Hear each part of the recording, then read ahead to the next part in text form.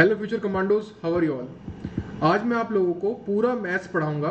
याद रखना, जो आपने पूरा कहीं से कभी कोई कोर्स पढ़ा होगा मैथ्स का, पूरा कॉम्प्रहेंसिव कोर्स का ये पूरा जिस्ट होगा। ठीक है, मैं आपको मैथ्स का हर टॉपिक, चाहे वो प्रॉफिट एंड लॉस हो, चाहे वो टाइम एंड वर्क हो, चाहे वो मेंसुरेशन हो, मिक्सचर एलिगेशन, SICI का बेसिक कॉन्सेप्ट होता क्या है, सब कुछ चार्ट बना के, अगर आपको बेसिक चीज आती है ना तो आपको कोई चीजें रट्टा मारने की जरूरत नहीं पड़ेगी। हर क्वेश्चन को डिफरेंट तरीके से करने की रट्टा मार के उसको नहीं जरूरत पड़ेगी। आप लोगों को सिर्फ और सिर्फ एक बेसिक कॉन्सेप्ट आना चाहिए, उससे ही हम सारे क्वेश्चन सॉल्व कर सकते हैं। मैं अब आपको दिखाता हूँ वो कैसे होता है। चलो स्टार्ट करते हैं। सबसे पहले हम लोग स्टार्ट करेंगे परसेंटेज प्रॉफिट लॉस से। ठीक है, और ये वीडियो आप लोगों के लिए बहुत इंपॉर्टेंट होगी। कल आप लोगों को एग्जाम है, मैं चाहता हूं कि आप इसे फास्ट फॉरवर्ड करके इसे पूरी वीडियो को देखो, आपका माइंड खुल जाएगा कि भैया इस तरीके से भी पढ़ा जाता है। ठीक है, तो चलिए स्टार्ट करते हैं।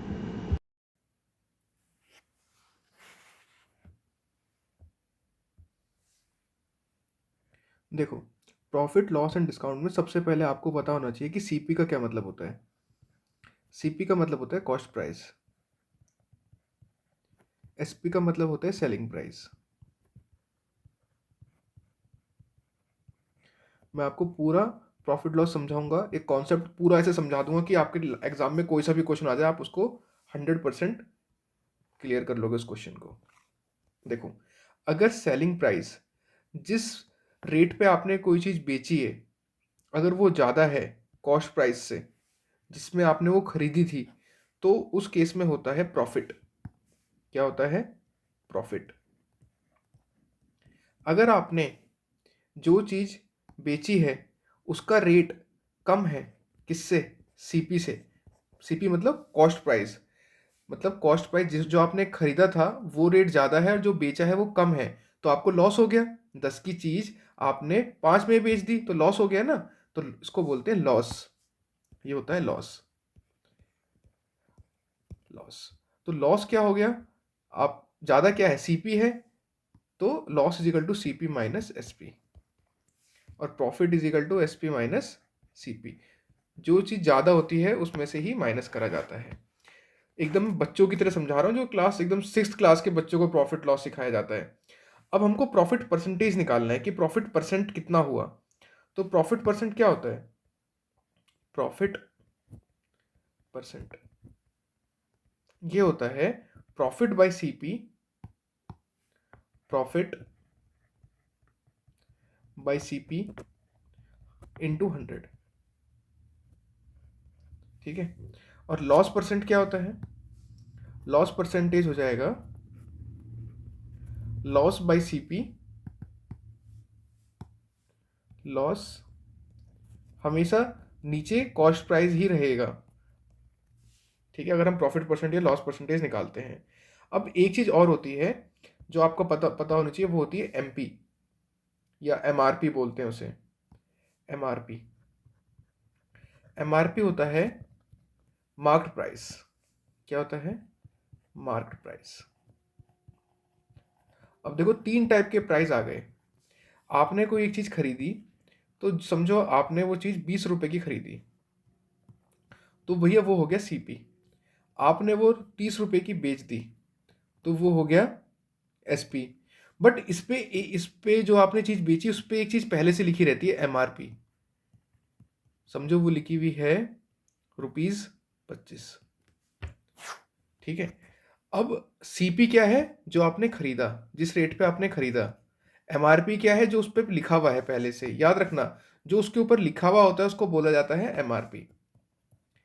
ठीक है, याद रखना, कॉस्ट प्राइस और सेलिंग प्राइस तो लिखा ही नहीं जाता इसके ऊपर। समझो आप एक टॉफी का या बिस्किट का पैकेट लेकर आए, तो जो उस पर लिखा है वो एमआरपी है। तो इसका ना तो सीपी इस पे छपा हुआ है, ना तो एसपी छपा हुआ है, इस पे एमआरपी छपा हुआ है। तो एमआरपी से अगर रेट कम करके या ज़्यादा करके दिया जाता है तो उसे क्या बोलते हैं? और सीपी से एमआरपी जाते हैं तो क्या होता है? ये पूरा का पूरा एक चार्ट है। मैं आपको एक चार्ट के माध्यम से पूरा चीज़ें वो समझाता हूँ, ध्यान से देखना। फिर मैं आपको क्वेश्चंस की प्रैक्टिस कराऊंगा, तो आप लोग का पूरा कॉन्सेप्ट वो क्लियर हो जाएगा। ठीक है, चलो। इससे पहले मैं आपको ये समझाऊं, मैं आपको एक जनरल बेसिक चीज़ समझाना चाहता हूं। वो ये है कि भैया आपको परसेंटेज निकालना आना चाहिए। परसेंटेज बहुत सारे तरीक़ों से निकाला जा सकता है। जैसे कि फ्रैक्शन मेथड होता है और एक बेसिक मेथड होता है। अब बहुत सारे बच्चे ऐसे होंगे जो लोग पहली बार मैथ्स कर रहे हैं, मैं उनको फ्रैक्शन मेथड अभी नहीं समझाऊंगा। जब मैं आपको पूरा डिटेल्ड एक कोर्स लेके आऊंगा जिसमें मैं आपको पूरा यूट्यूब पे समझाऊंगा कि यार मैथ्स की पूरी एक सीरीज चलाऊंगा, उसमें मैं आपको पूरा फ्रैक्शन मेथड समझाऊंगा। बट अभी जो है मेनली मैं आपको समझाता हूँ, एक जनरल बेसिक बच्चे को पता होना चाहिए कि भैया परसेंटेज कैसे निकाला जाता है, मतलब परसेंटेज के लिए फाइनल क्वांटिटी का क्या फॉर्मूला होता है। Final quantity is equal to initial quantity 1 plus minus gain या लॉस बाई 100। ये फॉर्मूला आपको हर जगह, जिसको फ्रैक्शन का रूल नहीं आता वो इसी फॉर्मूले से काम करे। आप इससे आप एसपी भी निकाल सकते हो, सीपी भी निकाल सकते हो, प्रिंसिपल भी निकाल सकते हो। ये आपका परसेंटेज के चैप्टर में भी काम आएगा, ये आपका प्रॉफिट लॉस में भी काम आएगा, ये आपका एसआईसीआई में भी काम आएगा, ये आपका हर जगह पे अगर आपको ये फॉर्मूला आता है तो आप कोई सा भी फॉर्मूला निकाल सकते हो। जैसे एसआईसीआई में आपको पता होगा कि पहले क्या होता है, प्रिंसिपल होता है। अब जो हमने पैसा कहीं जमा किया प्रिंसिपल, अब वो ब्याज लग के हमें बैंक से मिलेगा पैसा, तो उसको जो फिर वो पैसा जो मिलता है वो क्या हो जाएगा, अमाउंट। अमाउंट तो अमाउंट का क्या फॉर्मूला हो जाएगा बताओ, इसी में लगा के देखो। इसमें फाइनल क्वांटिटी क्या हो गई, amount, is equal to initial quantity क्या थी, पी प्रिंसिपल, 1 प्लस यहाँ पे गेन और लॉस क्या, इसमें यहाँ आ जाएगा आर, रेट आ जाता है इसमें, कितना रेट है, कितने रेट से पैसा बढ़ा या कम हुआ, या ये हो गया एन, ये फॉर्मूला हो गया। तो हमेशा यही एक फॉर्मूला है जिससे सब कुछ निकाला जा सकता है। इससे आप प्रॉफिट लॉस में एसपीसीपी भी निकाल सकते हो। अब देखो इनिशियल क्वांटिटी क्या हो गई और फाइनल क्वांटिटी क्या हो गई। इनिशियल क्वांटिटी क्या होती है, कॉस्ट प्राइस। फाइनल क्वांटिटी क्या होती है, सेलिंग प्राइस जिस पे आपने बेचा है। तो S P is equal to क्या होगा, C P final quantity is equal to initial quantity. ये देखो 1 plus minus gain loss by, मतलब गेन या लॉस में से कोई एक चीज आएगी, इसका मतलब ये होता है बाई 100 की पावर 1। ठीक है, क्योंकि यहाँ एक बार ट्रांजेक्शन हुआ। तो ये फॉर्मूला आपको पता होना चाहिए। अगर आपको एग्जाम में कॉस्ट प्राइस दे दे और कितना गेन या लॉस हुआ है वो दे दे, तो आप लोग एस पे निकाल सकते हो। ये परसेंटेज में दिया हुआ होता है गेन या लॉस, ये आर भी परसेंटेज में होता है। तो ये फॉर्मूला निकल के आ गया आप लोगों का। तो ये बेसिक फॉर्मूले हैं, ये उन बच्चों के लिए हैं जिनको एकदम बेसिक से अगर मैथ सीखना है उन लोगों के लिए। ठीक है, तो हमने सबसे पहले ये सीखा कि सीपी एसपी एमआरपी क्या होता है, और फाइनल क्वांटिटी से इनिशियल क्वांटिटी सब परसेंटेज कैसे निकाला जाता है हमने सीखा। अब मैं आपको एक चार्ट सिखाना चाहता हूँ जिसमें मैं आपको सीपी एसपी और एमपी में एक रिलेशन समझाऊंगा। देखो, जिस रेट में आप खरीद के लाए वो हो गया कॉस्ट प्राइस, जिसमें आपने बेचा वो हो गया सेलिंग प्राइस, और जो आपके उस पर छपा हुआ था वो हो गया मार्क्ड प्राइस। कोई डाउट नहीं है, ठीक है। ये है हमारा टॉपिक जिसका नाम है सीपी एसपी एमपी रिलेशन, ये टॉपिक है। ठीक है, मैं आपको पूरा मैथ्स जो है जो आपके एफकेट में आता है उसके बेसिक कॉन्सेप्ट्स में आपको सारे कराऊंगा अभी। तो देखो जितनी देर की वीडियो होगी वो तो आपको पता लग ही जाएगा, बट हाँ मैं टॉपिक को टच करता हुआ चल रहा हूँ सबको, जो आपको बेसिक फॉर्मूलेस पता होने चाहिए। ठीक है, अब क्या है, अगर हम सीपी से सीधा एसपी पे जाएं, ठीक है, एक तरीका ये है, यहां पे होता है या तो प्रॉफिट या होता है लॉस। अगर हम सीपी से एमपी पे जाएं तो उसको बोलते हैं मार्कअप, मार्क अप। अगर हम एमपी से एसपी पे जाएं उसको बोलते हैं डिस्काउंट, डिस्काउंट।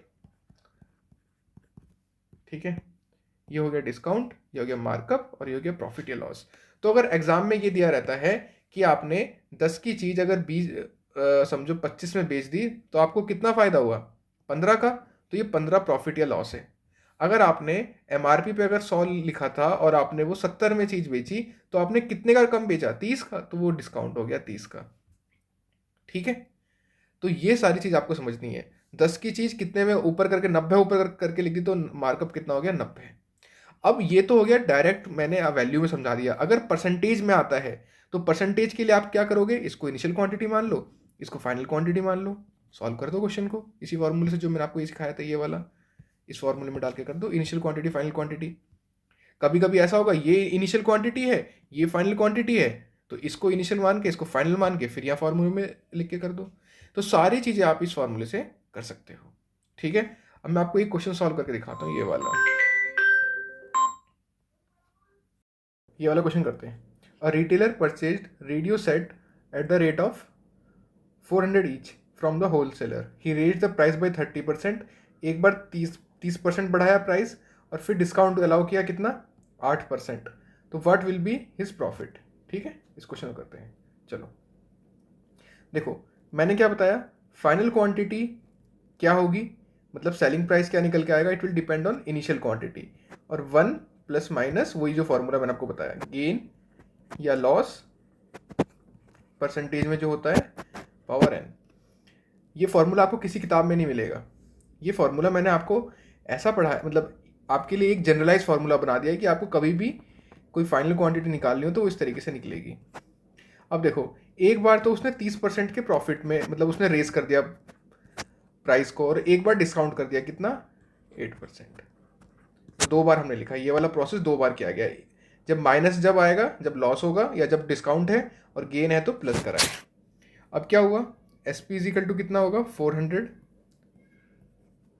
ये कितना हो जाएगा, 130/100 इंटू 92/100। देखो, ये तरीका है उन बच्चों के लिए जो पहली बार मैथ्स कर रहे हैं। ठीक है, नहीं तो ये सीधा क्वेश्चन फिर हम लोग रेशियो से भी कर सकते हैं, बट मैं चाहता हूँ कि आप इस मेथड को सीखो, क्योंकि 10 मेथड हर क्वेश्चन के लिए अलग अलग सीखोगे, और ये एक मेथड है जो सब क्वेश्चन में लगता है। तो ये हो जाएगा, 0 से 0 कट गया, और ये 92 इंटू 13, 92 इंटू 13, 119। ठीक है, तो ये हो जाएगा आपका 119.6/100। पॉइंट इसलिए लगा दिया क्योंकि ये 10 हटा दिया मैंने। ठीक है, तो ये हो जाएगा आपका। अगर आप इसे ध्यान से देखो तो ये कैसा लग रहा है देखने में, ऐसा लग रहा है, इसको हम ऐसे लिख सकते हैं, 1 + 19.6/100। ठीक है, क्योंकि इसको सॉल्व करेंगे तो यही आ जाएगा, मतलब कि हमारा कितना प्रॉफिट परसेंटेज हुआ, ये, तो ये हमारा प्रॉफिट परसेंटेज आ गया 19.6%। तो what will be his profit, ये इसका, क्योंकि प्रॉफिट परसेंटेज तो यहाँ से निकलेगा ना इसको देख के, तो इसलिए हमने इसको बाइफरकेट करके लिख दिया। समझ में आ गया, मतलब हम कोई भी क्वेश्चन ऐसे सॉल्व कर सकते हैं। और रेशियो मेथड तो होता ही है जो आप लोग सब टीचर से सीखते हो, बट मैं चाहता हूँ कि आप ये मेथड सीखो, क्योंकि आप इससे कोई भी क्वेश्चन आ जाए कितना भी टफ, आप उसको आराम से कर लोगे। चलो अब करते हैं मिक्सचर एंड एलिगेशन।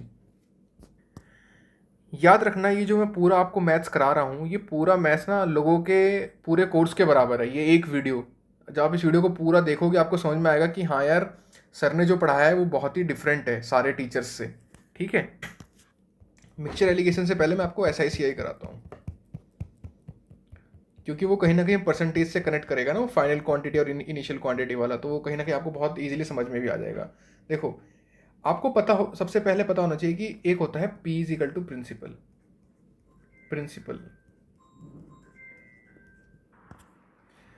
प्रिंसिपल को हिंदी में मूलधन बोलते हैं। R क्या हो गया, रेट, परसेंटेज, रेट। T क्या होता है, टाइम होता है। ठीक है, और इतना आप समझ के रखो अभी। अब देखो, एक होता है अमाउंट। अमाउंट क्या होता है, अमाउंट होता है जो आपने प्रिंसिपल दिया था किसी को, समझो आपने किसी को ब्याज पे पैसे दिए, तो वो जो प्रिंसिपल आपने दिया, अब उस प्रिंसिपल में वो कुछ इंटरेस्ट लगा के देगा रेट के हिसाब से। तो इस पूरे को अमाउंट = P + I होता है। अब देखो, अमाउंट = प्रिंसिपल प्लस इंटरेस्ट। अभी जो इंटरेस्ट होता है ना, ये टोटल 2 टाइप का हो सकता है। एक हो सकता है सिंपल इंटरेस्ट, और एक हो सकता है कंपाउंड इंटरेस्ट। अब जो सिंपल इंटरेस्ट क्या होता है, सिंपल इंटरेस्ट में जो SI, जो सिंपल इंटरेस्ट होता है जो निकल के आता है हर साल का, it remains constant every year. ये हर साल कांस्टेंट रहता है। और कंपाउंड इंटरेस्ट में, पता है इसका कारण क्या है, सिंपल इंटरेस्ट कांस्टेंट क्यों रहता है, क्योंकि इसमें प्रिंसिपल हमेशा सेम होता है। देखो मैं आपको समझाता हूँ कैसे। समझो आपने 100 रुपये किसी को लेंड करे, और आपने उसे 10% के रेट पर दिए, तो 100 का 10% कितना हो गया? 10। तो अगले साल जो आपको अमाउंट मिलेगा वो होगा 110। क्यों? पी कितना है? 100, और रेट से इंटरेस्ट कितना निकल गया? वो निकल गया 10, तो 110। अब अगले साल कितना होगा? ये फर्स्ट ईयर का हो गया। सेकेंड ईयर में भी क्या है? 10%, मगर 10% किसका? वो 100 का ही लगेगा। तो कितना हो जाएगा? 10। तो ये हो जाएगा 110 प्लस 10, तो ये हो जाएगा 120। मतलब कि वो कहीं ना कहीं ये वाला ही चलता जाएगा, इसी पे हमेशा इंटरेस्ट पे, इसी पे हमेशा वो लगेगा, प्रिंसिपल सेम रहेगा। सेम का मतलब ये है, क्योंकि देखो प्रिंसिपल यहाँ तो बदलता जा रहा है, बट हमको वो नहीं सोचना, हमको बस ये देखना है कि ये वाला प्रिंसिपल सेम है, हमेशा इसी पे ही 10% लगेगा। थर्ड ईयर में कितना हो जाएगा? फिर 10 लगेगा तो 130 हो जाएगा। बट कंपाउंड इंटरेस्ट में ऐसा नहीं होता। कंपाउंड इंटरेस्ट में क्या है, अगर पहले साल अगर आपने किसी को लेंड किए 100 रुपये, तो जो फर्स्ट ईयर में तो भैया वो 110 ही रहेंगे, क्योंकि वो 10% इसी पे लग रहा है। बट अगले साल जो 10% है वो इस पे लगेगा, तो 110 प्लस 10% कितना होगा इसका? 11। तो ये आपका अगले साल 121 हो जाएगा सेकेंड ईयर के बाद। समझ रहे हो? फिर नेक्स्ट साल देखोगे तो थर्ड ईयर में कितना बढ़ेगा? इसका 10%, तो 12.1। तो कितना? 121 प्लस 12.1, ये हो जाएगा 133.10। समझ रहे हो? तो देखो, जब आपने 100 रुपये दिए तो वो 130 हो गए 3 साल में अगर SI से दिए, और 133.10 हो गए अगर आपने वो CI से दिया है। ठीक है, तो ये आपको जनरल पता होना चाहिए कि सिंपल इंटरेस्ट और कंपाउंड इंटरेस्ट में क्या अंतर होता है। तो ये हमारा एक बेसिक कॉन्सेप्ट हो गया।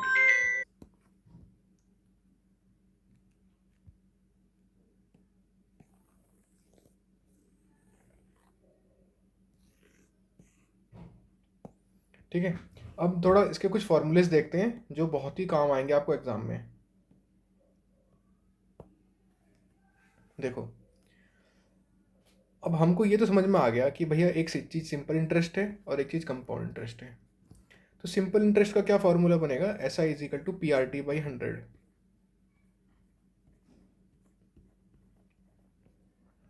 टी क्या है?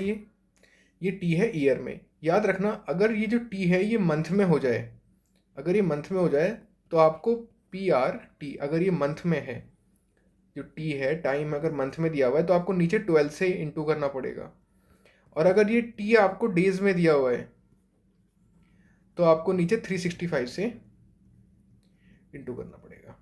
ठीक है, और यहाँ पे CI में सबसे पहले हम लोग अमाउंट निकालते हैं, वो final quantity is equal to P1 plus R/100। यहाँ प्लस माइनस की जरूरत नहीं, सिर्फ प्लस ही बहुत है, क्योंकि यहाँ लॉस तो है ही नहीं, और ये n होता है। याद रखना, R और n का प्रोडक्ट हमेशा RN होना चाहिए। मतलब अगर कभी भी हाफ ईयरली की बात आएगी, कि अगर हाफ ईयरली, अगर प्रिंसिपल अगर हाफ ईयरली पे दिया हुआ है तो A यहाँ पे हो जाएगा amount is equal to P1 plus ये R/2 हो जाएगा। अगर ये R/2 होगा तो मैंने क्या बताया, इन दोनों का प्रोडक्ट हमेशा RN होना चाहिए, तो ये 2N हो जाएगा। अगर क्वार्टरली दिया हुआ है तो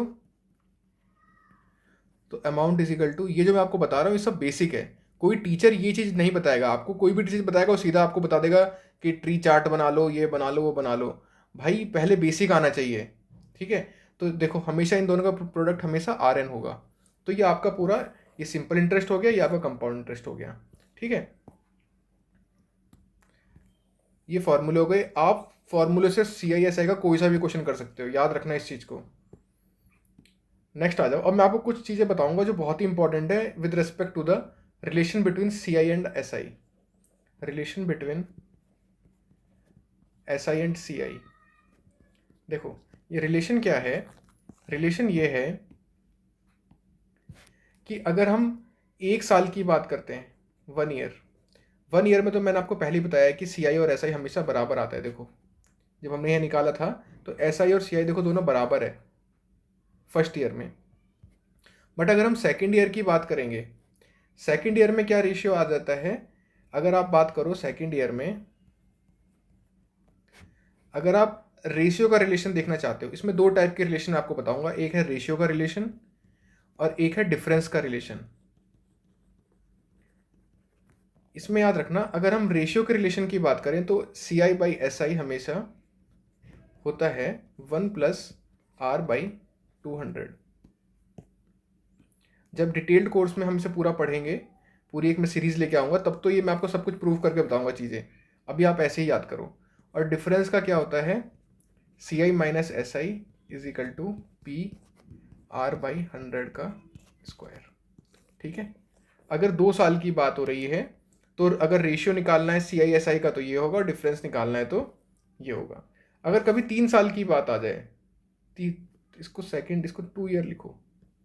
अगर कभी भी 3 साल की बात आ जाए फॉर 3 ईयर्स, अगर 3 ईयर्स की कॉम्बिनेशन में देखा जाए तो इनमें सी आई माइनस एस आई का क्या रिलेशन होगा, इसमें सिर्फ एक डिफरेंस का रिलेशन याद करना है आपको, पी आर बाई 100 का स्क्वायर, और ये हो जाएगा आर बाई 100 प्लस 3।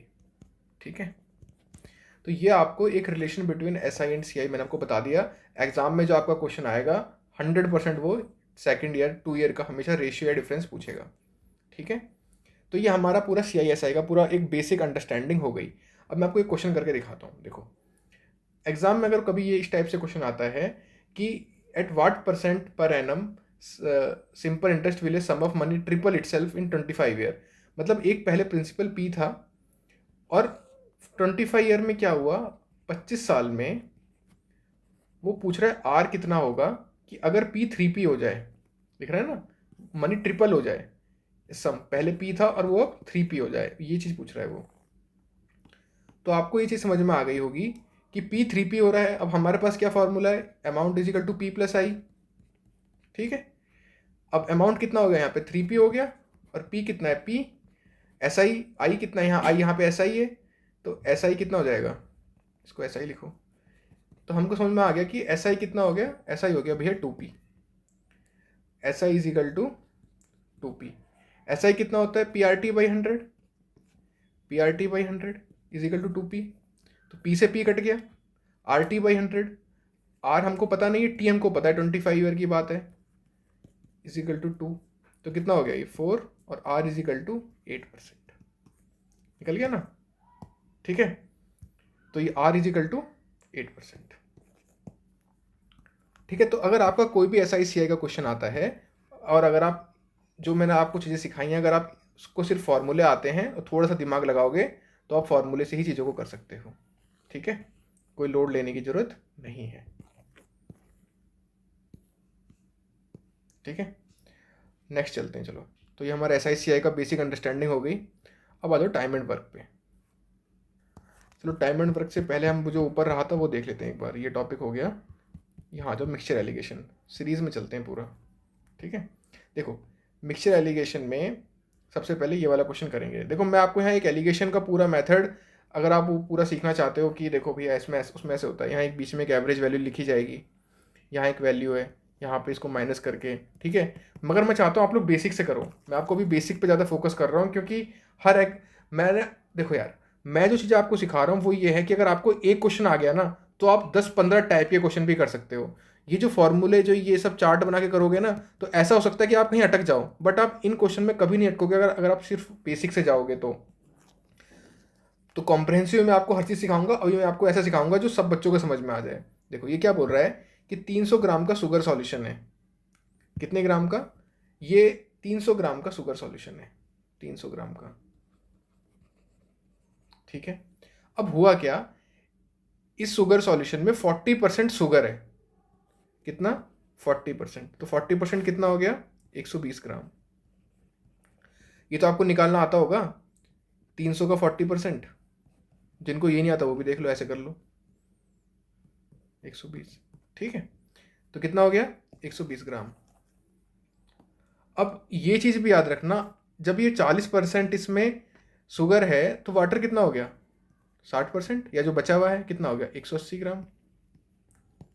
ठीक है। अभी बोल रहा है कि how much sugar should be added, इसमें कितनी चीनी मिलाएं to make it the 50% solution. मतलब कि ये बोल रहा है हम इसमें कितनी चीनी मिला दें।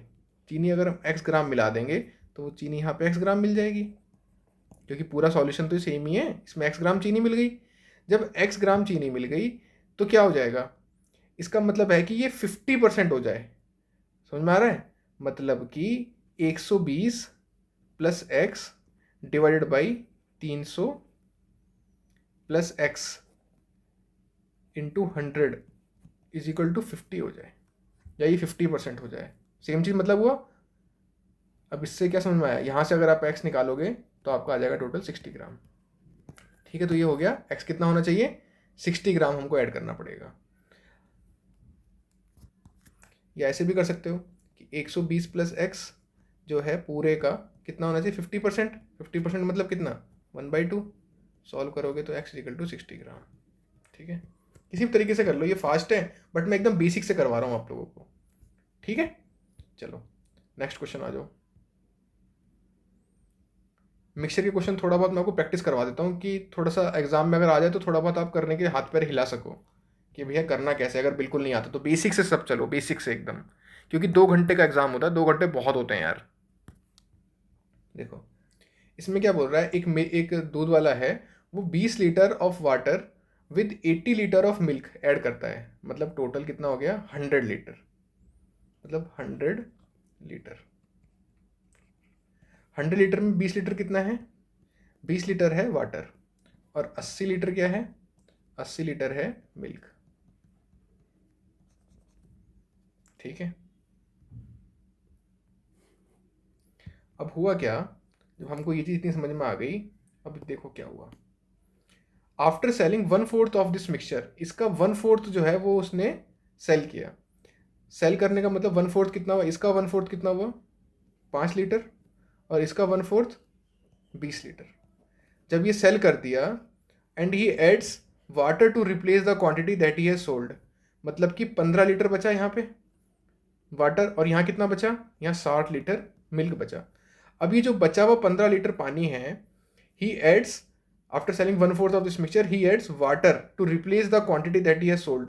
तो अब ये कितना ऐड करेगा, देखो ये इसने क्या करा, ये बेच दिया तो यहाँ 25 लीटर पानी ऐड कर देगा, क्योंकि जो उसने बेचा उतना उसने पानी ऐड कर दिया। तो ये कितना आ जाएगा,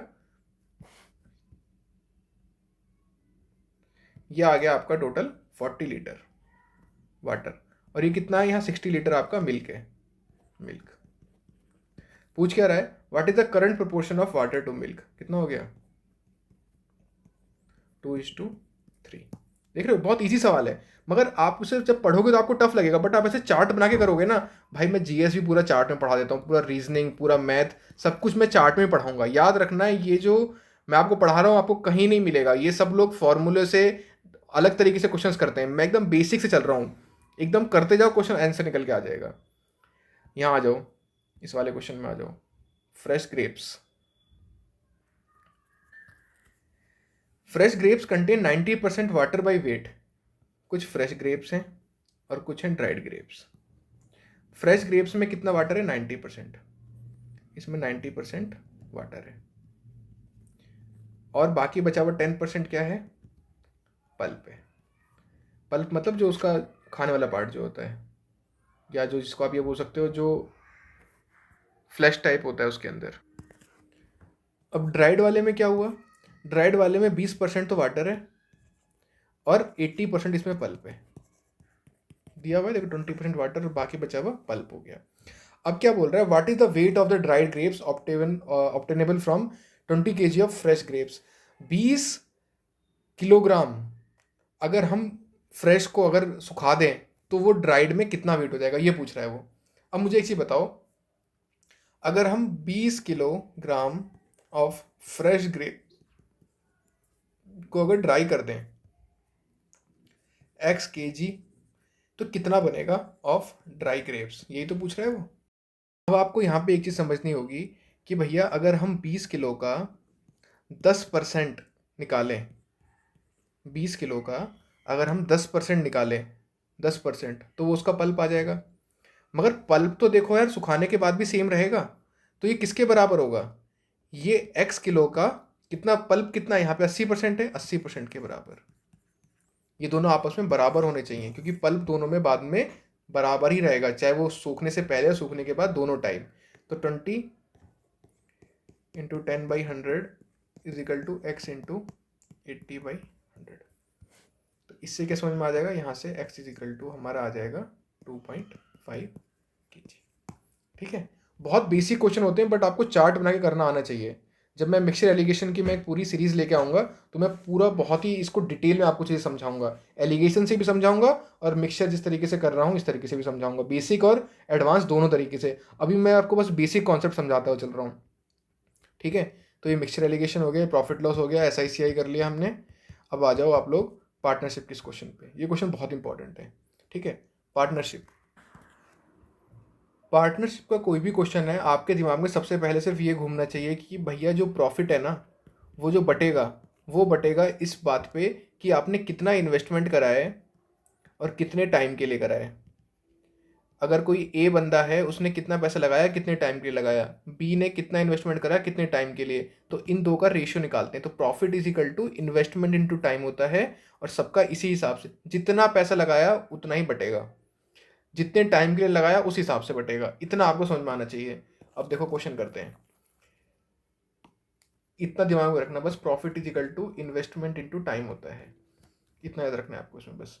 अब देखो ABC 3 बंदे, इन्होंने एक बिजनेस स्टार्ट करा बाय इन्वेस्टिंग इतना पैसा, इन तीनों ने लगाया।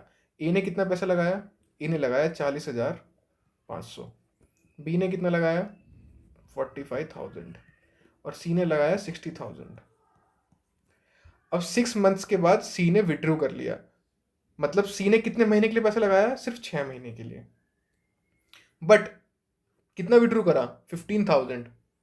आफ्टर 6 मंथ्स सी विड्रू 15,000, मतलब बी ने, अब बी के पास, सी के पास सी का कितना पैसा लगा हुआ है बिजनेस में 45,000, क्योंकि 15 निकाल लिया, बाकी बचे हुए 6 महीने में उसने उतना ही लगाया, बस 15 निकाल लिया। बी ने पूरा 12 महीने लगा के रखा, वाइल ए इन्वेस्टेड 45,000 मोर 6 महीने बाद, मतलब ए ने 6 महीने के लिए तो इतना ही लगाया, बट उसने क्या करा और पैसे जोड़ लिए, तो बाकी के 6 महीने में कितना बैठेगा इसका, इसका बैठेगा 45,000 प्लस, और ये तुम्हारा वाइल ए इन्वेस्टेड 45,000 मोर, ये 4,500 होगा, ठीक है। 4,500 मोर, तो 4,500 और 4,500 को जोड़ोगे तो आपका आ जाएगा 4,500 इंटू 6। अब आपको देखना है, देखो ये 3 आ गया, ये पूरा और ये पूरा, ठीक है। अब ये क्या पूछ रहा है, if the annual profit of इतना what is the share of A. अब ये देखो टोटल आपको प्रॉफिट निकालना है कितना। अब जब इसे आप कट कुट करोगे पूरा तो आपका जो रेशियो आएगा, आप लोग सॉल्व करके देखना, वो आएगा 57:60:70।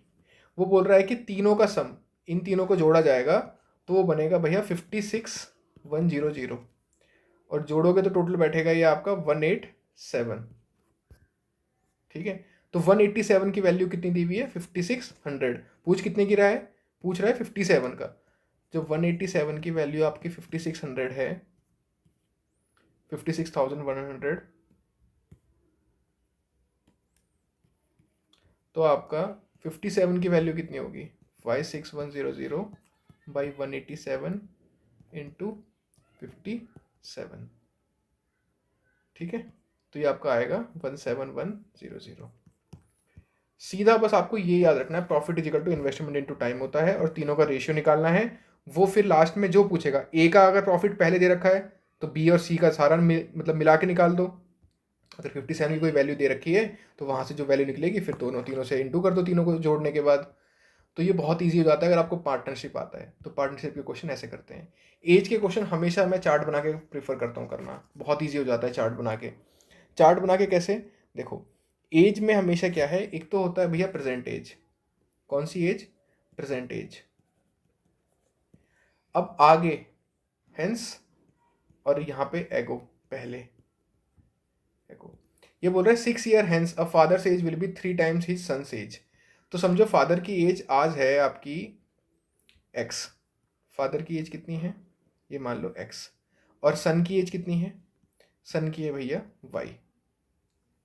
ये बोल रहा है कि आज से 6 ईयर हेंस, आज से 6 साल बाद फादर की एज कितनी हो जाएगी यहाँ पे x+6, और वाई की कितनी हो जाएगी y+6। Father's age will be 3 times he son's age, मतलब x+6 जो है वो 3 गुना होगा y+6 का। x is equal to 6, x+6 is equal to 3 into y+6। यहाँ से आप क्या करो, एक इक्वेशन बन गई आपकी, इसे अब यहीं रखो, दूसरे पे आ जाओ। And 3 years ago the father was 9 time as old as his son. 3 साल पहले आओगे तो कितनी एज मानोगे, x-3, और ये कितनी y-3। ये क्या, अब पहले तो निकाल लो, एगो का मतलब ये हो गया, उसके बाद पढ़ो क्या 9 टाइम्स हो रहा है वो, तो x-3 is equal to 9 y-3। अब आपके पास दो इक्वेशन आ गई, दो इक्वेशन दो वेरिएबल, अब इसको आराम से सॉल्व कर लो। Solve it. सॉल्व करने के बाद आपको पता चलेगा कि x is equal to 30 year, क्योंकि दो वेरिएबल दो इक्वेशन आ गई। तो हमेशा आप इस तरीके से इसे एगो और हेंस करके पता कर सकते हो। हेंस में प्लस जा रहा है और एगो में माइनस जाता है, तो वो निकाल लो और वो जो जिस तरीके से बोल रहा है इस तरीके से सॉल्व करते जाओ। तो एज के क्वेश्चन आप इस तरीके से कर सकते हो। टाइम एंड वर्क के क्वेश्चन को कोशिश करो आप लोग हमेशा एलसीएम मेथड से करने की, बहुत ईजी हो जाता है उससे। देखो ये क्या बोल रहा है, A and B can separately do a piece of work in 6 days and 12 days। A कितने दिन में काम कर सकता है, 6 दिन में। बी कितने दिन में कर सकता है, 12 दिन में। इसको ऐसे याद रखो कि कुछ कुर्सियां बनानी है, क्या बनानी है, कुछ कुर्सियां बनानी है। तो ए 6 दिन में कुर्सी बना रहा है, बी 12 दिन में कुर्सी बना रहा है। अब इन दोनों का एलसीएम क्या होगा, 6 और 12 का एलसीएम हो गया 12। तो टोटल कुर्सी कितनी बनानी है, 12। अब 6 दिन में 12 कुर्सी बना रहा है, 12 चेयर्स। तो एक दिन में कितनी चेयर बनाएगा ये, 6 2 12, तो 2 चेयर बनाएगा। ये कितनी चेयर बनाएगा एक दिन में, 1 डे का हम निकाल रहे हैं यहाँ पे, ये बनाएगा 1 चेयर, क्योंकि 12 1 12, ठीक है। तो टोटल कितनी चेयर बन रही है एक दिन में, 3 चेयर बन रही हैं। अगर ए और बी मिलके दोनों काम करेंगे तो एक दिन में 3 चेयर बनेंगी। तो how long will they together take to do the work. तो 12 चेयर बनानी है और एक दिन में 3 बन रही हैं, तो 4 days, ठीक है। तो टाइम एंड वर्क हमेशा एलसीएम से लेके चलना। तो SICI हमारा हो गया। देखो अब मैं आपको कुछ मेंसुरेशन सिखाता हूँ, ठीक है। जिस तरीके से मैं सिखाऊँ आप इसी तरीके से चीज़ें सीखते हुए चलना। देखो मेंसुरेशन में जो सबसे पहले आपको पता होना चाहिए वो ये पता होना चाहिए कि भैया सबसे पहले हम देखेंगे सर्कल का एरिया। सर्कल सर्कल सर्कल का एरिया होता है आपका πr², ठीक है। एरिया, ये सर्कल का एरिया है। अब सिलेंडर का एरिया, सिलेंडर का हम निकालेंगे वॉल्यूम इसी की हेल्प से। सिलेंडर का वॉल्यूम क्या होगा, देखो बहुत सारे सर्किल देखो मिलते जाते हैं, बहुत सारे सर्किल मिला के ऊपर ऊपर रखते जाओगे एक हाइट तक, तो वो पूरा एक वॉल्यूम बन जाएगा। तो वॉल्यूम का एक जनरल फार्मूला होता है कि जो एरिया ऑफ बेस, जो बेस का एरिया है इनटू हाइट, ठीक है। तो कितना हो जाएगा πr² इंटू h, तो ये हो जाएगा πr² h। याद रखना, ये सीधे आपको एग्जाम में सीधा h दे देगा, r दे देगा, वॉल्यूम निकालने के लिए बोलेगा, ठीक है। ये सिलेंडर का वॉल्यूम हो गया। अब कोन का वॉल्यूम कैसे निकालोगे, अब आप ध्यान से देखो, अगर मैं आपको एक ये कोन बनाऊं तो आपको, और मैं थोड़ा सा इसे एक्सटेंड करूं इस तरीके से, तो आपको फील हो रहा है कि ये कहीं ना कहीं सिलेंडर है। तो ये है सिलेंडर के में से ही कट करके निकाला है कोन। तो इसके टोटल 3 पार्ट हैं, 3 में से एक पार्ट कोन निकलता है। तो वॉल्यूम कितना हो जाएगा, इसका तिहाई 1/3 πr² h, ये कोन का वॉल्यूम हो गया, ठीक है। नेक्स्ट देखो, नेक्स्ट है, अब आपको ये पता होना चाहिए कि देखो सिलेंडर हो गया और कोन हो गया, स्फीयर कैसे होता है। अब मैं अगर देखो स्फीयर ऐसे बनता है, अब मैं क्या करूं, अगर मैं 4 कोनों को मिला दूं, देखो एक कोन ये रहा, दूसरा कोन ये रहा, तीसरा कोन ये रहा और चौथा कोन ये रहा, मतलब 4 कोन को मिला के एक स्फीयर बनता है। तो स्फीयर का वॉल्यूम क्या हो जाएगा, स्फीयर का वॉल्यूम हो जाएगा 4 × 1/3 πr² h। एक चीज ध्यान देना, यहाँ पे h और r सेम है, जो यहाँ पे r है और वही h है, तो v = 4/3 πr³। तो ये स्फीयर की वॉल्यूम, स्फीयर का वॉल्यूम हो गया, ठीक है। इस तरीके से आप किसी का, हेमिस्फीयर का क्या हो जाएगा वॉल्यूम, हेमिस्फीयर का इसका आधा हो जाएगा, तो 2/3, जब डिवाइड बाई 2 करेंगे तो 2/3 πr³, ठीक है। तो ये मेंसुरेशन का कुछ नॉर्मल फार्मूले आपको पता होने चाहिए, ठीक है। ये जनरल मैथ मैंने आपको बता दिया कि भैया इस टाइप से क्वेश्चन करे जाते हैं, और ये क्वेश्चंस 100% ऐसा श्योरिटी है कि भैया एग्जाम्स में आते हैं, बस बेसिक आपको पता होना चाहिए, ठीक है। अब मैं अपनी वीडियो ऑन करता हूँ, चलो। देखा आपने, पूरा मैथ्स हमने पढ़ लिया, पूरा जो लोग कोर्स में पढ़ते हैं ना, मैंने आपको कॉन्सेप्ट वाइज सब कुछ समझा दिया, ठीक है। अब आप लोगों को क्या करना है, आपका कोई दोस्त होगा उसको ये वीडियो शेयर करो और अच्छे से मेहनत करो, कल आप लोगों का एग्जाम है। All the best. अच्छे से मेहनत करो। एग्जाम जो इंसान मेहनत करेगा उसका एग्जाम पक्का निकलता है, ठीक है। ऐसा कहते हैं कि भगवान किसी की मेहनत कभी रखता नहीं है, तो मेहनत पे अपनी भरोसा रखो और एग्जाम पक्का पक्का निकलेगा 100%, ठीक है। All the best.